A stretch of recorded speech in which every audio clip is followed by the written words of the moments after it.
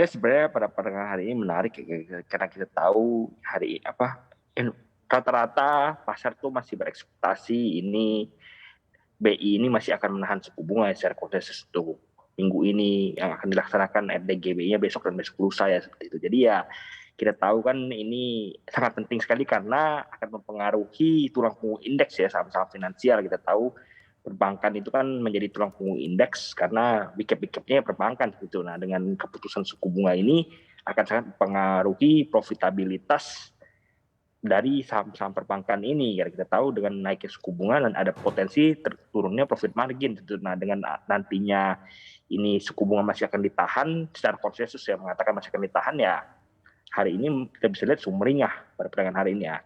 Lalu yang kedua kita tahu saham-saham dari sektor batubara juga melesat hari ini didukung dengan terbangnya komunitas batubaranya hari ini terbang lumayan tinggi 60% seperti itu. Jadi ya hari ini bisa kita lihat IHSG ditutup sumringah seperti itu.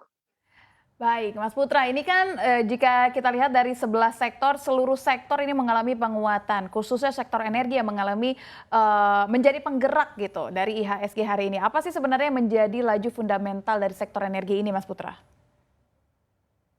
Ya dari sektor energi ini sebenarnya batu bara masih harga komoditasnya sendiri masih akan tertahan tinggi di waktu yang lama ya. Kita tahu sekarang tuh biasanya di rentangnya 300-400-an. Nah, kita tahu batu bara itu 60-70 US dollar per ton itu ya untung gede, udah untung seperti itu. Apalagi di angka 300-400 ya, ini untungnya untung gede seperti itu. Jadi ya batu bara masih akan tertahan di level tinggi dalam waktu yang lama, at least sampai semester pertama tahun depan. Jadi ya kita bisa lihat profitabilitasnya nanti juga saham-saham batubara ini masih akan tinggi ya, akan terus menekan naik harganya seperti itu.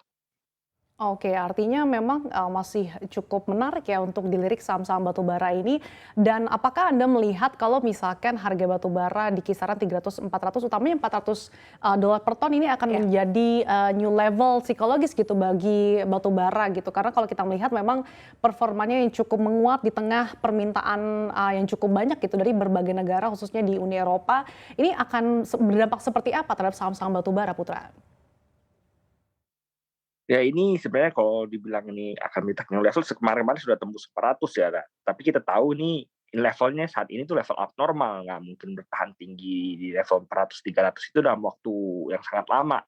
Hanya akan bertahan di waktu menengah karena komoditi super cycle kita tahu konflik Rusia Ukraina itu masih belum usai dan ini permasalahan COVID-19 di berbagai negara juga masih belum ketemu titik temu, apalagi salah satu produsen utama batubara itu di Cina kita tahu menerapkan zero COVID policy ya. Jadi ketika ada COVID langsung di lockdown, nah itu kan akan bermasalah kepada produksinya dan konsumsinya juga akan bermasalah. Jadi ya dalam waktu panjang jika COVID-19 ini masih menjadi momok di bagi perekonomian global ya harga komoditas masih akan tinggi apalagi ditambah sentimen konflik Rusia Ukraina seperti jadi ya harganya masih akan tinggi sampai kedua masalah itu ketemu titik temunya. Nah, untuk emiten sendiri ya tentu saja menerima berkah ya seperti itu dengan tingginya harga batu bara, biasanya labanya pastinya tentunya juga akan terbang tinggi ya, akan pengaruh harga sahamnya ke depannya dan seperti itu.